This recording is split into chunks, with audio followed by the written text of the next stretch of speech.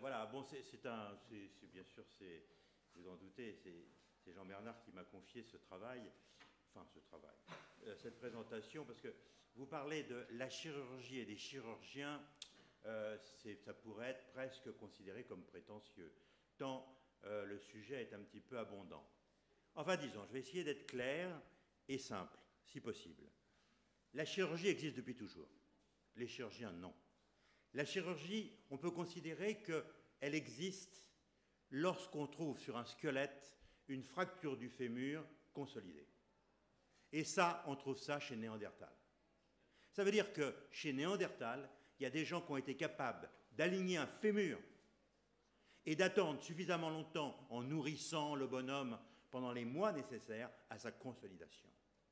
Et qu'il ait pu remarcher ensuite sur ce fémur consolidé avec un cal, eh bien, prouve bien qu'il y avait des gens dont le métier, ou en tout cas l'activité, était la chirurgie.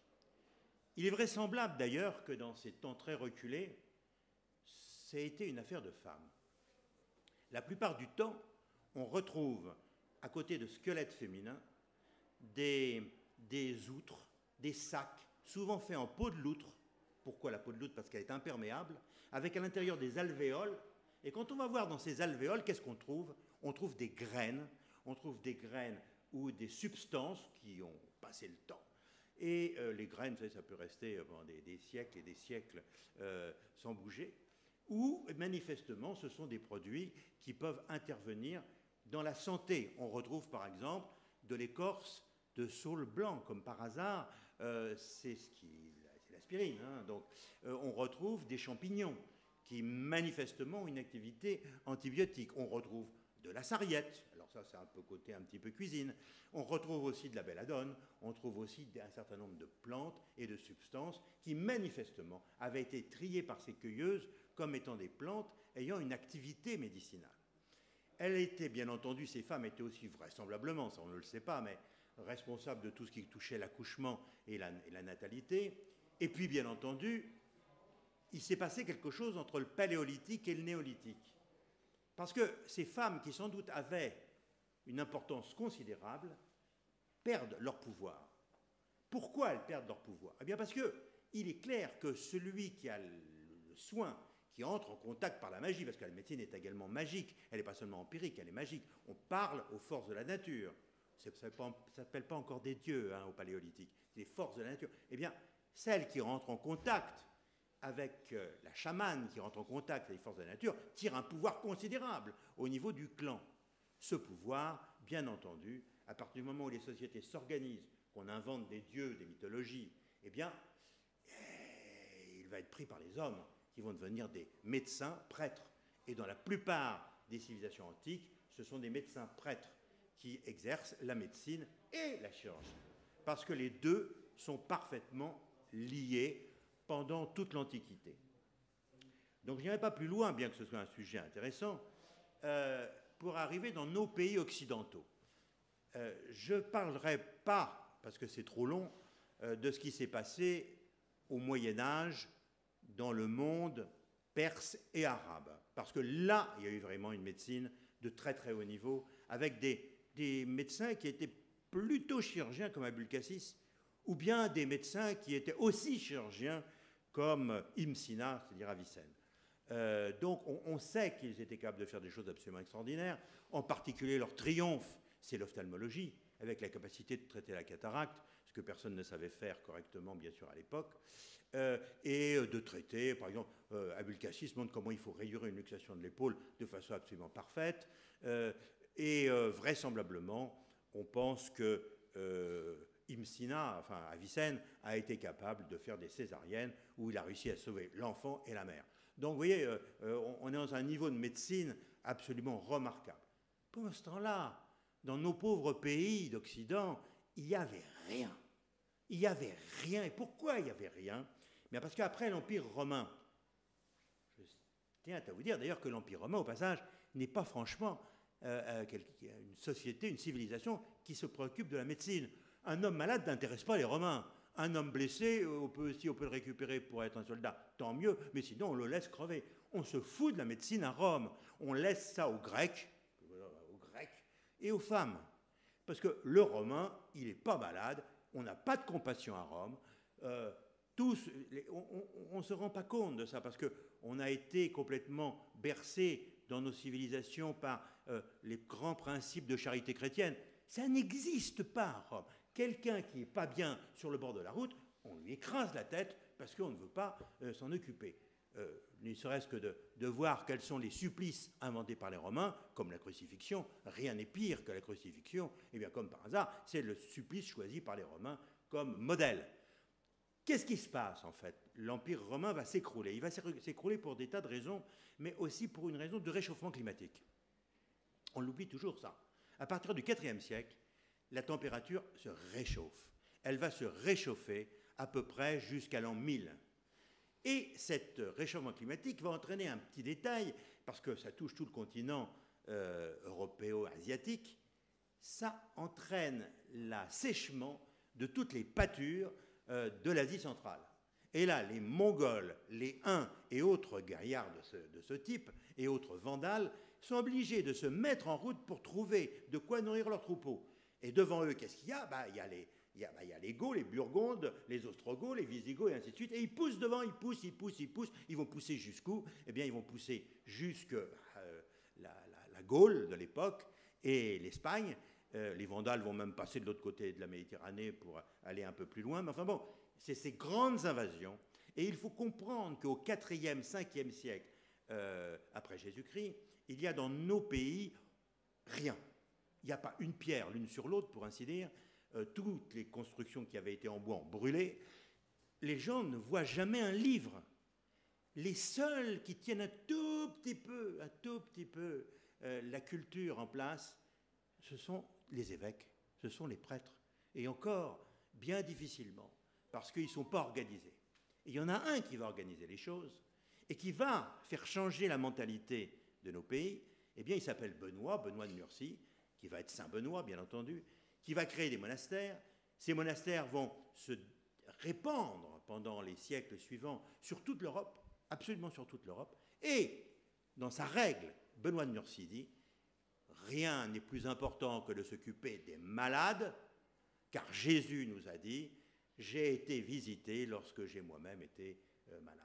Et donc, il fait dans sa règle, c'est intéressant à lire d'ailleurs, plusieurs pages sur le malade, comment un frère doit s'en occuper. On va lui donner de la chair au moins une fois par semaine.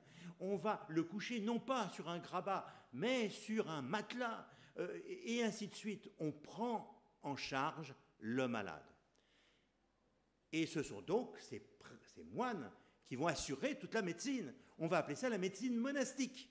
Parce que pour se faire soigner, eh bien, on n'a qu'une adresse, c'est le monastère.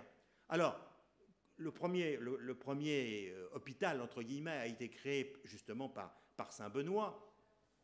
Tout ça se passe en 529 et très rapidement, en 549, eh bien, on va créer les Domus Dei, c'est-à-dire les hôtels-dieux, pour soigner les gens dans les villes. Et l'hôtel-dieu était un lieu où on rassemblait les miséreux, ceux qui passaient, les pèlerins en particulier, mais aussi les malades. Et d'ailleurs, c'est intéressant parce qu'à cette époque, entre misère et maladie, on ne fait pas très bien la différence. Misère, maladie, le miséreux, il est malade, et puis le malade, il est miséreux. Donc, on accueille ça dans les Domus Dei, qui vont donner, bien sûr, traduisez du latin, les hôtels-dieux. Et donc, c'est donc des moines, des prêtres qui vont assurer toute la médecine et la chirurgie. Alors, ils ne sont pas assez nombreux quand même, hein. Ils ne savent pas beaucoup de choses. Ils ne savent pas faire des opérations à proprement parler. Si, ils savent inciser un abcès. Si, ils savent faire une amputation. À partir du moment où il y a une nécrose, ils savent faire. Mais l'avènement de ce qui va aboutir à une séparation profonde entre la chirurgie et la médecine, eh bien, c'est l'avènement des universités. Parce qu'à partir de 1200, grosso modo, se créent en Europe des universités. La première étant à Bologne, la suivante étant à Montpellier, ensuite à Paris, comme vous le savez. Eh bien, à partir du moment où il y a des universités, l'Église fait « Oh là là !»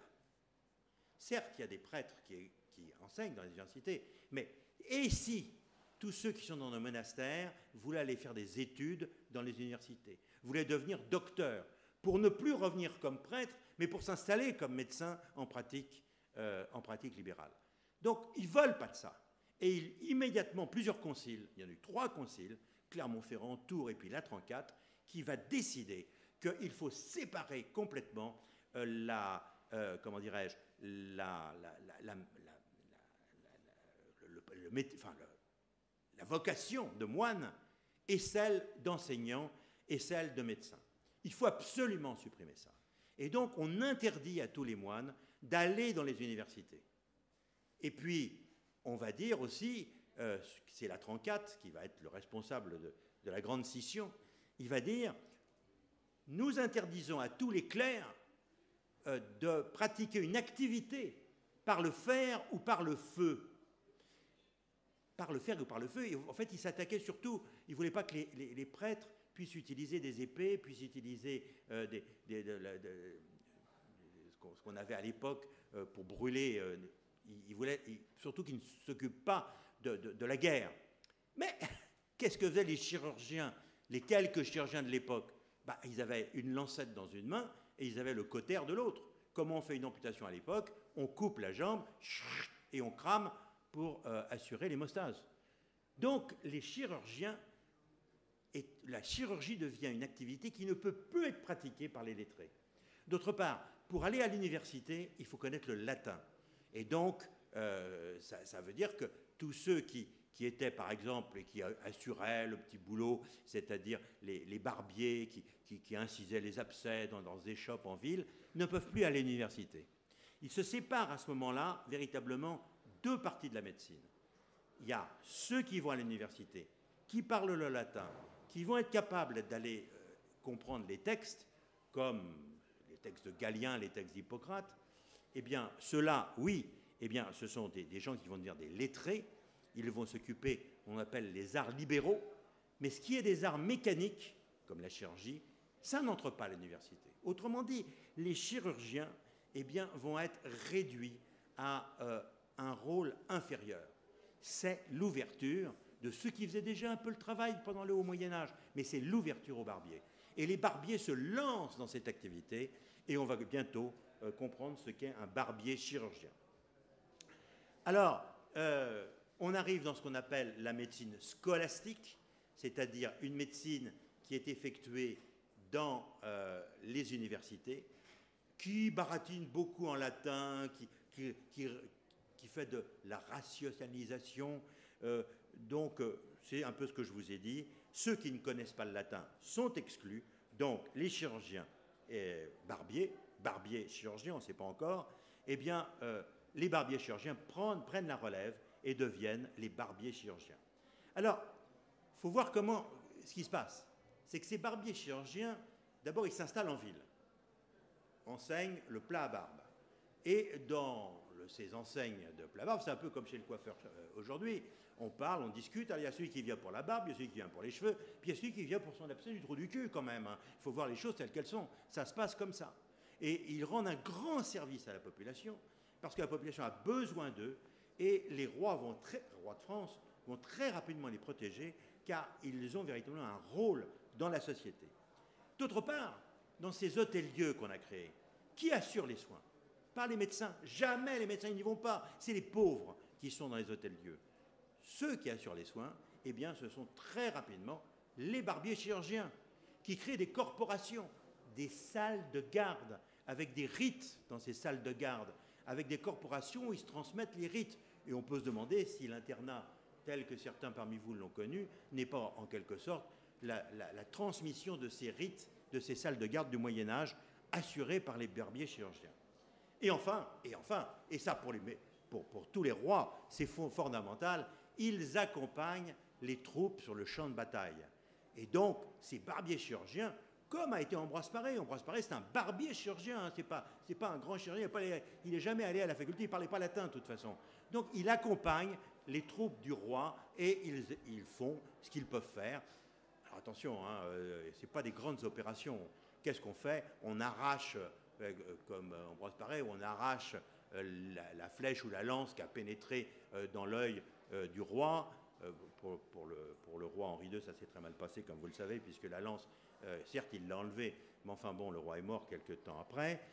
En revanche, il a eu plus de chance pour Henri le Balafré, hein, qu'on appelle toujours le Balafré, de Guise. Il a réussi à lui enlever la flèche, mais c'est ça. Et puis, ensuite, arrivent de nouveaux moyens de guerre, comme les arquebuses, et bien sûr, ça va être le triomphe d'Ambroise Paré de se précipiter sur ces nouvelles plaies par les arquebuses, parce qu'on pensait que la poudre était comme un venin qui pénétrait l'articulation ou le membre, et il fallait le traiter, là encore, avec de l'huile bouillante. Vous voyez, c'était pratique. Et lui, il dit, non, non, pas d'huile bouillante, il va falloir trouver autre chose. Donc ce sont des gens qui ont quand même les pieds sur terre, qui ne parlent pas le latin, qui ne connaissent pas Aristote, qui ont très peu lu, quoique Paré a pas mal lu.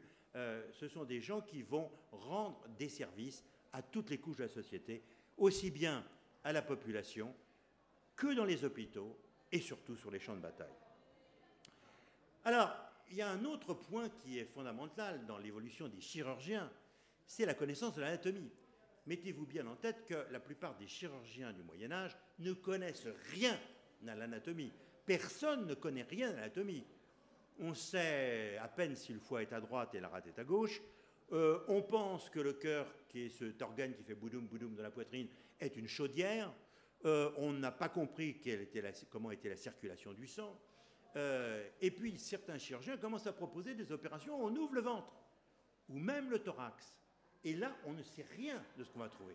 Personne ne fait de dissection. N'oubliez pas que c'est un oukase depuis la nuit des temps. On n'ouvre pas le corps du mort. Le corps du mort, il y a des rites à accomplir pour qu'il puisse aller dans l'enfer des Grecs ou bien dans l'autre vie des Égyptiens. Il y a donc des rites très précis à faire, mais il ne faut pas l'ouvrir. On n'a pas le droit de toucher le corps, sauf pendant 60 ans, où ce voyou hétérophile et son copain Érasistrate, à Alexandrie, ont fait des dissections et ont décrit à peu près l'anatomie.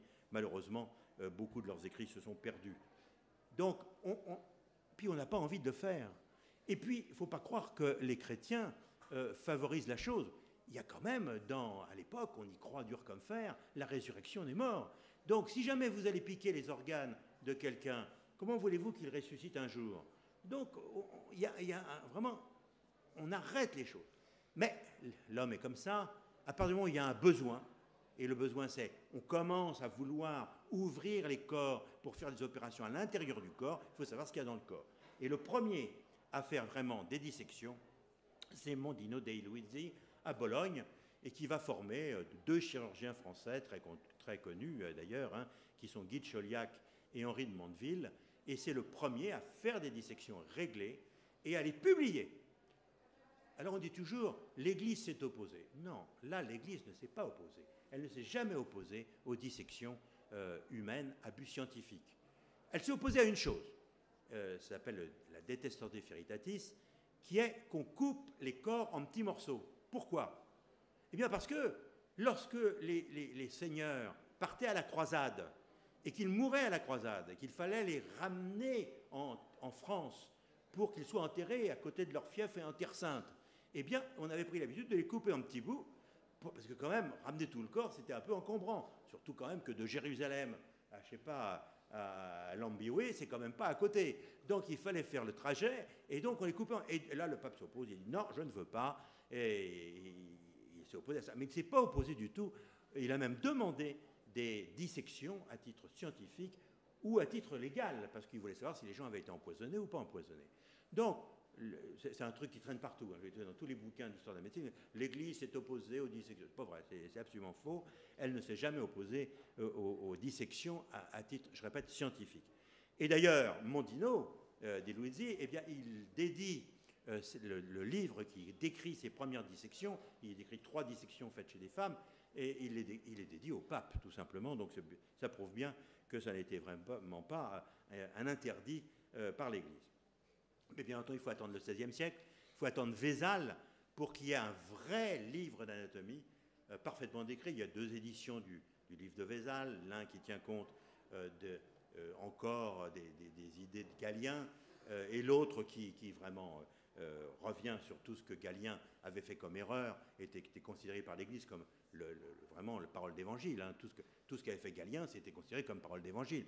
Et Vézal dit non, c'est pas comme ça. L'utérus de la femme n'est pas bifide. Bah oui, il croyait qu'il était bifide. Le mandibule n'est pas fait de 2 os soudés au milieu. Et surtout, le cœur, le septum interventriculaire, n'a pas de petit trou permettant le sang bleu passer du côté rouge. Parce que c'était ça, la circulation selon Galien.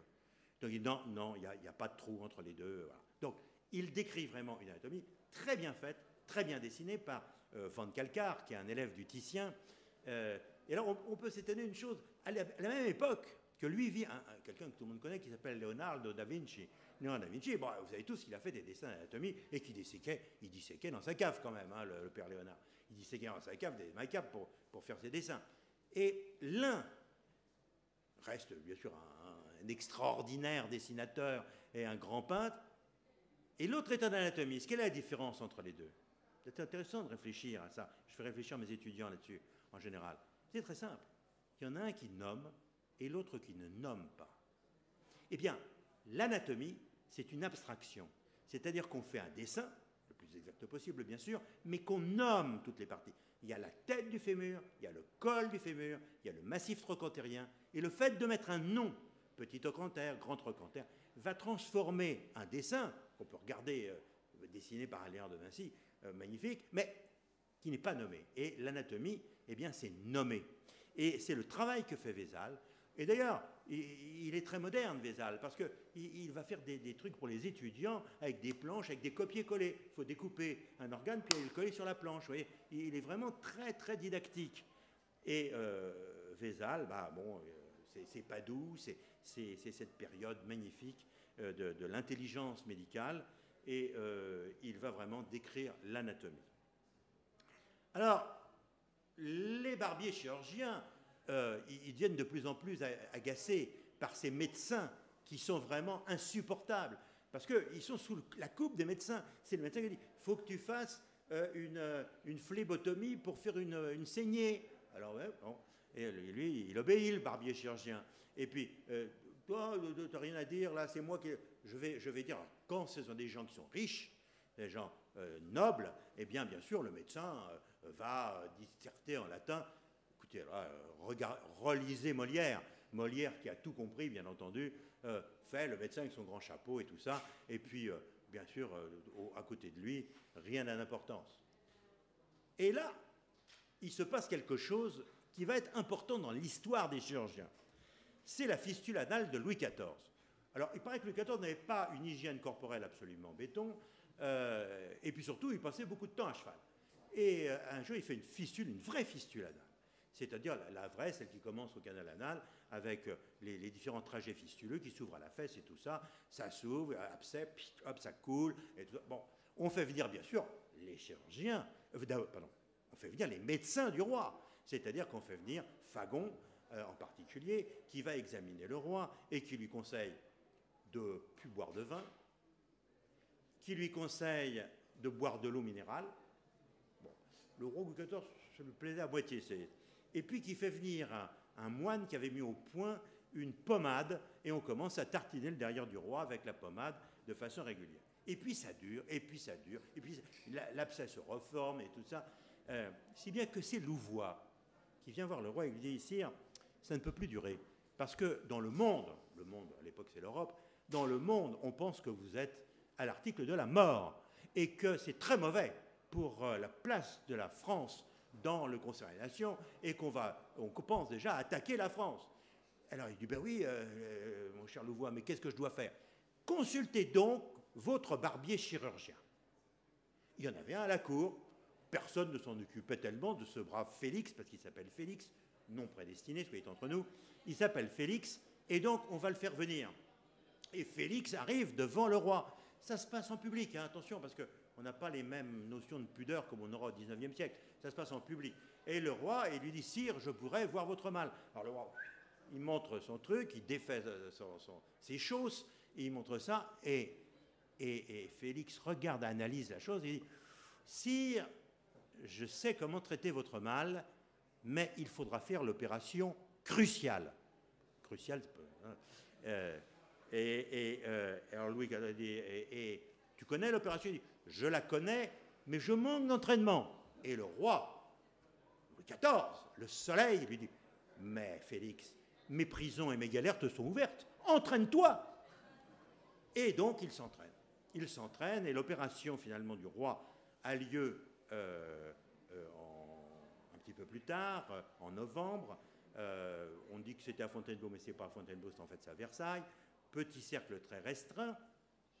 Et Félix a fait faire un bistouri spécial pour le cul du roi, que vous pouvez voir au Musée d'Histoire de la Médecine à Paris, en argent, s'il vous plaît. Ben oui, on ne peut pas prendre de la ferraille pour le cul du roi. Donc il a pris en argent, bien incurvé, une sonde cannelée pour aller retrouver le trajet fistuleux, bien sûr un spéculum pour ouvrir le canal anal, et donc tout est prêt, et il va faire cette opération. Louvois est là, et le roi, il a tellement serré la main de Louvois au moment des choses, ça se passe sans anesthésie, vous n'étiez pas là, mesdames et messieurs, donc et ça se passe sans anesthésie, et ça ne doit quand même pas être très très rigolo comme opération. Eh bien, il paraît que les ongles du roi ont pénétré fortement dans la main de ce pauvre Louvois. En tout cas, le roi a été très courageux, ce qui est sans doute vrai parce que l'après-midi, il a présidé le Conseil des ministres, tout de même, quand même. Et au Conseil des ministres, petit détail, vu la localisation de l'opération, tout le monde est debout au Conseil des ministres, sauf le roi qui est assis. Peut-être que cette fois-là, il aurait préféré être debout, mais enfin, ça, c'est moi qui le dis, j'en sais rien. Et puis, il a été aidé par une chose que vous connaissez tous certainement et qui est quand même très importante, c'est que son épouse, morganatique certes, mais épouse quand même, Madame de Maintenon, voulait soutenir, attirer les grâces de Dieu sur l'opération de son mari.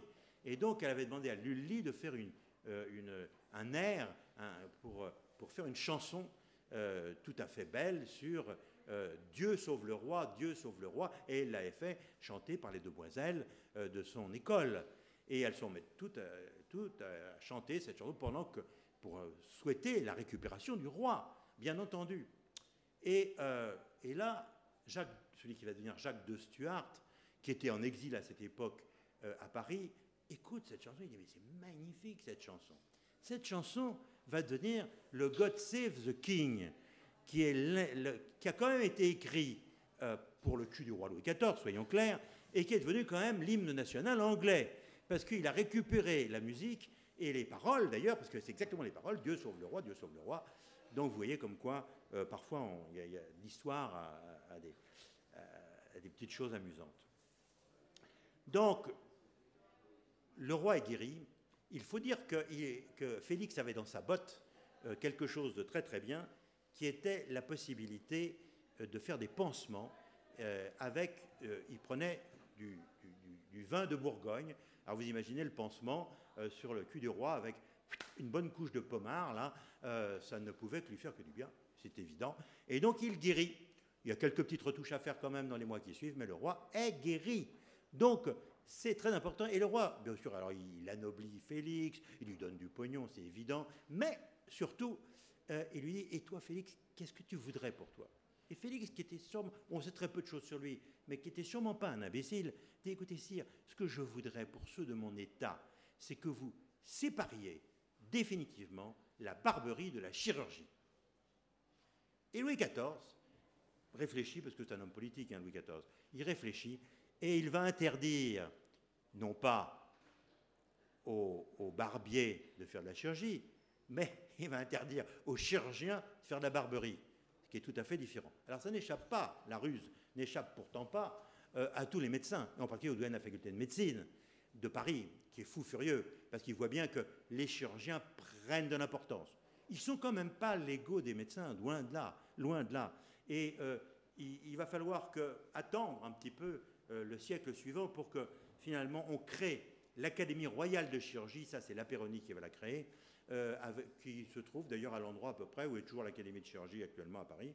Et donc cette Académie royale de chirurgie, eh bien, ça va être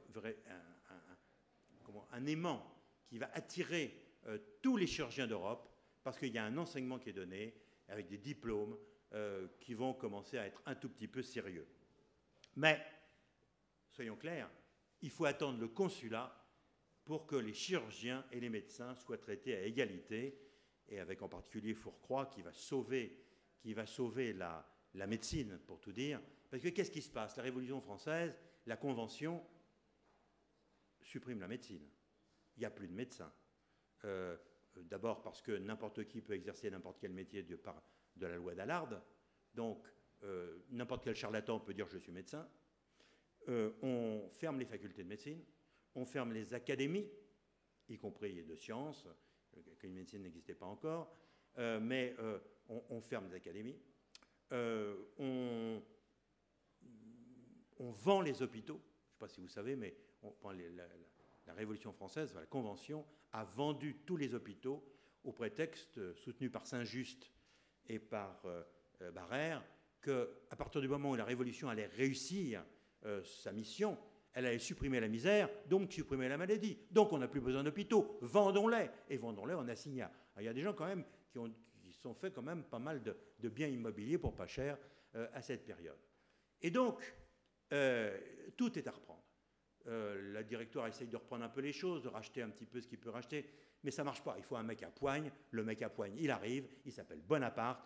Il comprend que Fourcroy, c'est un homme capable de remettre en place la médecine, et il fait cette fameuse loi du 19 Ventose en 11, c'est-à-dire 1803, on est en plein consulat, qui va véritablement créer la médecine moderne telle qu'on la connaît aujourd'hui, qui permet par exemple, madame, eh bien, que les femmes puissent exercer également la médecine. Depuis cette loi, les femmes peuvent s'inscrire à la faculté de médecine. Elles ne le feront pas parce que les médecins restent des machos et vont tout faire pour l'empêcher. Il va falloir attendre Madeleine Brès et donc le Troisième Empire pour que ça se produise, mais théoriquement, elles peuvent s'inscrire aussi. Et puis, Bonaparte, très bien, comme toujours, très bien conseillé par Corvisart, lui dit, voilà, il faudrait qu'on recrée un internat, non pas tellement pour les chirurgiens, ils y sont déjà dans les hôpitaux, mais pour les médecins n'y vont jamais. Et donc, l'idée est absolument géniale. Je ne sais pas si c'est Bonaparte qui l'a eu, mais en tout cas, c'est lui qui l'a fait appliquer. En 1802, il crée l'internat des hôpitaux. Et l'internat des hôpitaux de toutes les villes de France, qu'est-ce que c'est? C'est un concours élitiste pour dire, voilà, les jeunes médecins, il y a des postes à prendre où vous êtes nuit et jour à l'hôpital et vous allez prendre en charge tous les soins. Et ça va attirer vers les hôpitaux les jeunes médecins qui vont y rester quand ils vont être moins jeunes. Et donc, ça va créer la révolution intellectuelle et médicale du 19e siècle. Et là, c'est vraiment très important, ce qui va se passer. Alors, le 19e siècle, c'est l'ère des grands patrons. Pourquoi? Parce que les médecins au 19e siècle, ils n'ont pas de traitement, ils n'ont pas de médicaments, il n'y a rien. Hein. Donc, eux, ils vont décrire toutes les maladies. Les Laennec, les Charcot et les autres, eh bien, ils vont décrire toutes les maladies, ce qui n'était pas fait. Donc, ils vont utiliser les hôpitaux comme un terrain d'étude. Mais les chirurgiens, eux, ils vont s'en donner à cœur joie. C'est l'ère des grands patrons. Alors, je vous ai présenté, bien sûr, un tableau qui est un tableau d'un grand patron allemand, bien entendu, qui était, bon, l'époque, vous savez, aux grands chirurgiens, les grandes incisions. En France, il y avait Dupuytren, et puis il y avait Alstedt aux États-Unis, il y avait Lister à Glasgow, et puis il y avait Billroth, puisque c'est lui que j'ai représenté là, Billroth en Autriche. Donc, c'est des grands, ils se mettent à faire toute la chirurgie d'exérèse. Il faut que vous ayez en tête qu'à la fin du 19e siècle, toutes les opérations d'exérèse ont été décrites. L'hystérectomie, l'appendicectomie, la cholecystectomie, tout ça s'était décrit parfaitement, sans aucun problème. Donc, et il faut intégrer de grandes innovations pendant ce 19e siècle, ce qui montre que la chirurgie va être sans arrêt en mouvement. D'abord parce qu'on va inventer la notion d'urgence. Qui invente la notion d'urgence? Soyons clairs, c'est l'arrêt. C'est l'arrêt sur les champs de bataille de Napoléon. Parce qu'il comprend qu'il faut aller chercher le blessé immédiatement et le ramener sur l'ambulance pour le traiter rapidement, car tout le temps perdu, eh bien, ça va être une chance perdue pour le patient. N'oubliez pas qu'avant l'arrêt, avant Napoléon, le service de santé se trouvait à 4 lieues derrière le combat. Et on attendait la fin du combat pour que les gens viennent et s'occupent des gars qui étaient encore survivants après le combat. Donc ça, la notion d'urgence, ce sont les chirurgiens militaires qui l'apportent dans les troupes napoléoniennes, avec en particulier les petites ambulances mobiles de l'arrêt.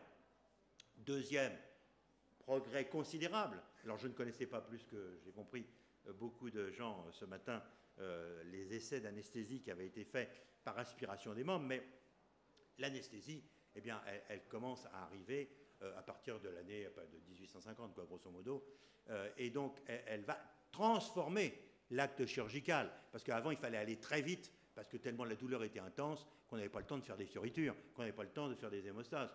Donc l'anesthésie va tout changer. Ceci étant, comme vous le savez, elle est arrivée très difficilement, en particulier en France.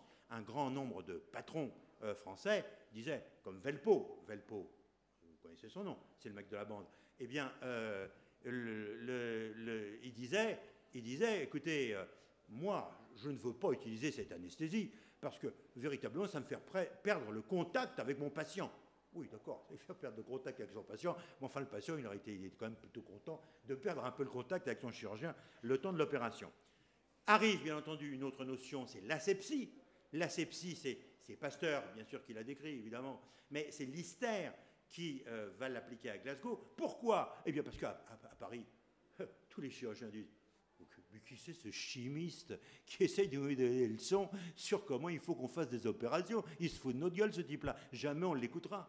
Tous les patrons, sauf un qui s'appelle juste Lucas Championnière, tous disent, c'est complètement con ce qu'il pose, cette espèce de chimiste là, qui veut nous faire laver les mains avant d'opérer, qui veut faire stériliser les linges, qui veut utiliser des acides pour tremper les instruments de façon à les laver. Mais c'est complètement fou. Nous, on connaît notre boulot quand même, les gars. Hein. On n'est quand même pas à écouter un gars qui reste dans ses éprouvettes. Ça a été ça le discours. Il faut bien comprendre, ça a été ça le discours. Et puis enfin, un autre progrès considérable, c'est la radiologie. Alors là, on fait un tout petit saut, on sort tout petit peu du 19e siècle. Quand Madame Curie va prendre, pendant la guerre de 14, des installations de radiologie, les installer sur des espèces de taxis de la Marne, parce que en gros, c'est ça, et qu'elle va toute seule avec sa fille sur le front pour faire des radios, parce que quand un gars prenait des éclats de shrapnel au niveau d'une jambe, on ne se cassait pas la tête de savoir où étaient les éclats, on coupait la jambe. Hein, c'était comme ça que ça se passait en 14-18.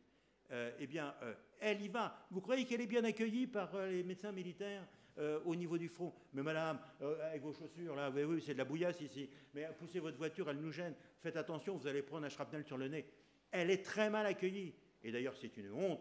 Mais madame Curie, avec ce qu'elle a fait et ce qu'elle a sauvé comme gens, elle n'a même pas eu la Légion d'honneur à la fin de la guerre de 14-18, quand même. Il faut quand même dire les choses telles qu'elles sont.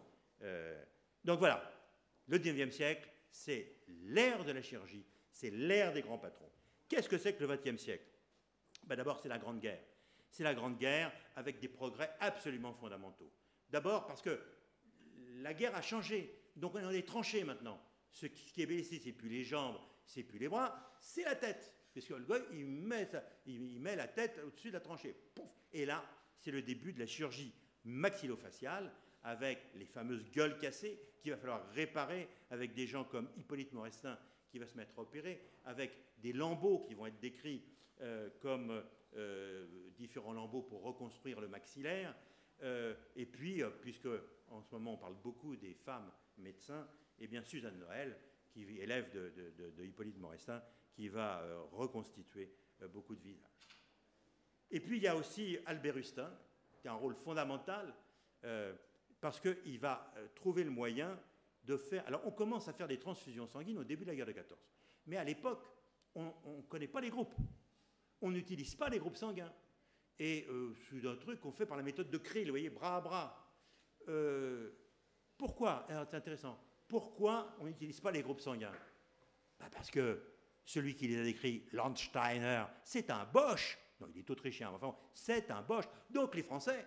ils ne lisent pas les articles allemands. On parlait tout à l'heure de l'Allemagne et de la France. Elles sont dans une opposition, mais non seulement politique, mais également scientifique. On ne parle pas. Pasteur se fout de la gueule de Koch en permanence, et vice-versa. Et là, Landsteiner sort un papier en 1900, qui sont les groupes sanguins. On ne l'a pas lu en France, parce qu'il est publié en allemand.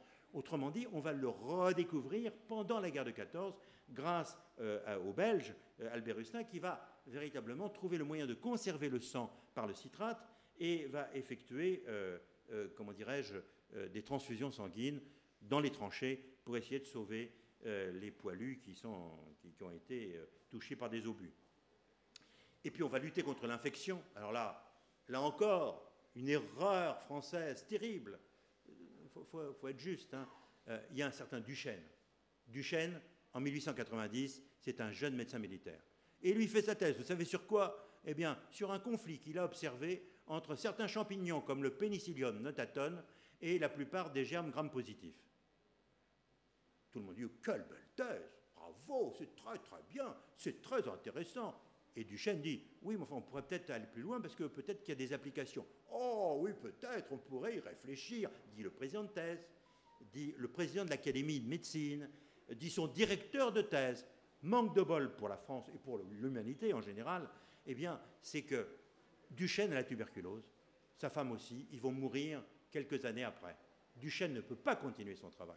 On aurait découvert la pénicilline avant la guerre de 14. Il va falloir attendre la fin de la guerre de 39-45 et Fleming, qui n'était pas beaucoup plus malin pour la découverte, en l'occurrence, des choses. Mais enfin bon, il a fallu attendre plus de 50 ans pour qu'on puisse découvrir les antibiotiques, ça aurait été très important.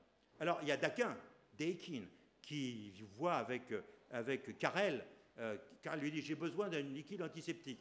Daquin lui dit, oui, monsieur Carrel, eh bien, écoutez, on va le faire dans les 6 mois. Il dit, écoutez, vous n'avez pas 6 mois, vous avez 6 jours, éventuellement 6 semaines. Et donc, en 6 semaines, Daquin fait cette fameuse liqueur de Daquin qui va être utilisée de façon larga manu, qui est toujours utilisée aujourd'hui, pour essayer de désinfecter les plaies, parce qu'on n'a pas d'autre chose. Et puis, il y a un type comme Carrel, alors c'est encore la France, ça. Carrel, prix Nobel de chirurgie, 1912, qui revient pour participer à l'effort de guerre. Il est embauché d'abord comme aide-major de 2e classe. Bon, mec, prix Nobel, enfin bon, d'accord. Et qui a toujours des idées, qui met au place ce qu'on appelle les autochires. Les autochires, c'est des camions pour aller près du champ de bataille, pour opérer près du champ de bataille. Eh bien, tout le monde le considère comme un fou furieux, bien entendu, et Carrel, eh bien, va être considéré comme, si bien que, il est considéré comme moins que rien, si bien qu'à la fin de la guerre, il va retourner aux États-Unis, parce qu'il dit, bah, écoutez, la France, elle n'a pas changé depuis qu'ils m'ont viré dans les années 1905, au prétexte qu'il était catholique, et que Lyon était anticlérical, c'est l'époque de la loi du Petit Père-Combe, 1905, et que le maire de Lyon était anticléricaliste, alors que ce jeune type venait de faire des transplantations de tous les organes possibles chez les animaux, avait montré comment il fallait faire. Il a dit, mais non, jamais on le nommera, ce gars-là, qui se barre, et il part aux États-Unis, et il va faire tout son travail de recherche au Rockefeller Center. Et il aura d'ailleurs le prix Nobel, mais pas les Lyonnais en l'occurrence. Vous voyez, il y a quand même, la France, c'est quand même un vieux pays depuis toujours, et n'est pas toujours très brillant pour repérer les talents. Alors le XXe siècle, qu'est-ce que c'est? Si on fait une synthèse, et j'ai presque fini, c'est le temps des spécialités. C'est là où vraiment on va faire la chirurgie du cœur, on va faire la neurochirurgie, on va commencer aussi cette aventure extraordinaire de la chirurgie que sont les transplantations. Alors là, je vous ai mis un peu en vrac Dubost, pionnier de la chirurgie cardiaque et vasculaire, puisqu'il a opéré quand même le premier anévrisme. Alors lui, je le connais bien parce que c'était mon patron, donc je pourrais vous raconter des tas d'histoires sur son compte. Kirkland, qui a été un des premiers à faire des circulations extracorporelles à la Mayo Clinic. Donc les États-Unis ont pris incontestablement le pas devant tout le monde pour la chirurgie cardiaque. Cushing, eh bien, c'est lui qui va inventer la neurochirurgie. Et Cushing, qui est, c'est le successeur de Halsted à Boston, au John Hopkins. Starzl, qui va être le pionnier des transplantations du foie, que j'ai bien connu aussi, qui était très sympa, qui faisait le Tour de France en vélo pendant ses vacances et qui voulait absolument connaître toutes les adresses où s'arrêter, où il y avait des bons coups à boire et des bons plats à apprécier. Voilà. Donc, on invente la neurochirurgie, la suture vasculaire. Qui invente la suture vasculaire? C'est quand même Carrel. Pourquoi? Parce qu'on croyait avant Carrel que la vitalité du greffon n'était pas nécessaire au succès de la greffe. C'est ce qu'on racontait. Il y a quand même des mecs qui ont transplanté des yeux de lapin chez l'homme. comme ça, en disant bah, il va voir après. Ben non, il ne voyait pas. Oui, on ne savait pas pourquoi. Hein. Et je vous passe tous les testicules de gorille qui ont pu être mis, pour des raisons que vous imaginez, à des tas de gens qui payaient très cher pour avoir son testicule de gorille. Donc vous voyez, la transplantation, c'était rien. Là, il a fallu un homme qui dit mais non, il faut que l'organe soit vivant. Mais on ne savait pas coudre. Il s'en aperçoit, le père Carrel, parce que le jour où on assassine le président Carnot, eh bien, excusez-moi, c'est moi qui dois sonner. Oui, c'est pas ce que je voulais, excusez-moi. Eh bien, qu'est-ce qui se passe? Il a le couteau perce la veine porte. Ils est à Lyon.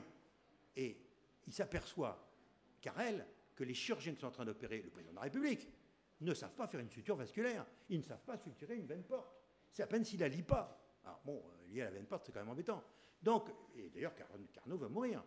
Donc, il dit, mais il faut inventer la façon de faire des sutures vasculaires. Et il invente la chirurgie vasculaire. C'est lui qui fait la suture en triangulation, c'est lui qui fait le patch vasculaire. Enfin bon, c'est vraiment un génie qui a bien mérité son prix Nobel. Et puis, bon, les transplantations, je ne vous en parle pas plus, vous connaissez tout cela aussi bien que moi. Et donc maintenant, qu'est-ce que c'est que la chirurgie moderne? Qu'est-ce que c'est que la chirurgie moderne? La chirurgie moderne, c'est d'abord une chirurgie qui se fait, vous le savez tous, par des incisions plus petites. Ça va être la vidéochirurgie, puis ensuite la robotique. Alors la robotique, c'est pas de la chirurgie vidéo améliorée, c'est plus que ça. C'est la mise en place d'un ordinateur entre les manettes du chirurgien et le malade, avec un appareil, un ordinateur, qui est capable de faire des tas de choses. Alors, les choses les plus simples, admettons que le chirurgien ait bu un coup et qu'il soit comme ça pour faire son geste. Le robot, immédiatement, fait le geste parfait. Si jamais vous avez besoin d'un aide supplémentaire, il y a une main supplémentaire qui est celle du robot. Si vous avez besoin de faire des programmes ancillaires pour faire des nœuds, c'est en train d'être fait. C'est pas si facile que ça à faire, mais le robot va faire les nœuds à la place de l'aide du chirurgien. Et puis, ce que j'ai vu fonctionner, de façon un peu expérimentale, mais fonctionner quand même, c'est en chirurgie cardiaque, quand on veut faire de la chirurgie à cœur battant. C'est vrai que le chirurgien opéré à cœur battant, c'est pas tellement facile, parce que même si on ralentit un peu les battements cardiaques, le cœur, il bat quand même. Eh bien, c'est très facile. Avec l'ordinateur, vous mettez en phase l'optique de l'ordinateur avec les battements cardiaques, vous mettez une sonde pour qu'il soit régulier, il ne faut pas qu'il y ait des traces bien sûr, et à ce moment-là, le chirurgien qui opère, il a l'impression d'opérer sur un cœur arrêté. En fait, le cœur bat. Vous voyez? Donc, on est entré dans un autre monde où, par exemple, le chirurgien qui va chercher une tumeur cancéreuse va avoir devant lui, sur ce qu'il voit par son optique 3D, il va avoir le scanner, l'IRM et le malade. L'un se mettant par rapport à l'autre et allant trouver le plan où il faut se mettre. Donc, nous sommes entrés dans un monde complètement différent grâce à la chirurgie robotique. La chirurgie des endoprothèses, vous connaissez ça évidemment. Bon, ça, bien sûr, c'est déjà depuis longtemps. La première a été faite en 99, donc il y a plus de 20 ans. Et donc, c'est un grand succès pour soigner un grand nombre d'anévrismes en particulier, ou même d'autres choses, non seulement sur l'aorte, mais sur la plupart des artères. Et puis, surtout, arrivent les organes artificiels. Je vous ai présenté Alain Carpentier, qui, comme vous doutez, je connais assez bien, avec son Carmat. Le Carmat, qu'est-ce que c'est?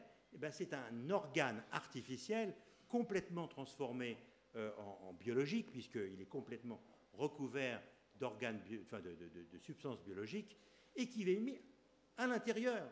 Alors certes, il y a toujours la source d'énergie qui est extérieure, mais évidemment, demain, parce que l'industrie se penche complètement sur le problème, demain, elle sera interne. Et le cœur, parce que c'est l'organe le plus simple qui soit, le cœur, eh bien, oui, demain, il y aura un rein artificiel implantable et un foie artificiel implantable. Et vraisemblablement, peut-être un jour, ce qui est beaucoup plus compliqué, un poumon artificiel implantable. Donc, soyons clairs, demain, nous allons vivre Robocop. Et le travail du chirurgien, puisque c'est de ça dont on parle, l'avenir des chirurgiens, c'est avant tout des implanteurs. Toute la chirurgie exérèse, elle sera faite autrement, par des moyens qui vont être des moyens vidéo, ou bien par les moyens naturels, fibroscopie et endoscopie. Mais le chirurgien de demain est avant tout un implanteur d'organes vivants, biologiques bien sûr, et d'organes artificiels. Maintenant, comme disait l'autre, rien n'est plus difficile à prévoir que l'avenir, surtout s'il s'agit du futur. Mais je pense quand même raisonnablement que ce que je viens de vous dire est raisonnablement possible. Je vous remercie de votre attention.